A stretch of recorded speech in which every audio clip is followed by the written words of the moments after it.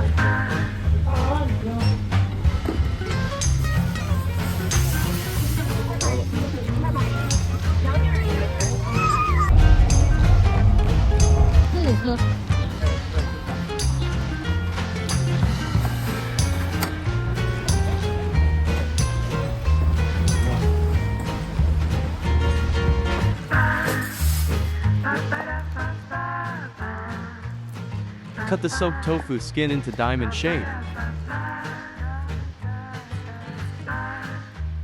Mince the garlic. Cilantro cut an inch long. A half teaspoon salt. A half teaspoon monosodium glutamate. Oyster sauce 1 teaspoon. 1 teaspoon of soy sauce. 3 tablespoons of sesame oil. Chili oil 3 tablespoons. 4 tablespoons of minced garlic. Stir well. 300 grams of tofu skin. Add cilantro and sauce. Toss to coat each piece with the sauce.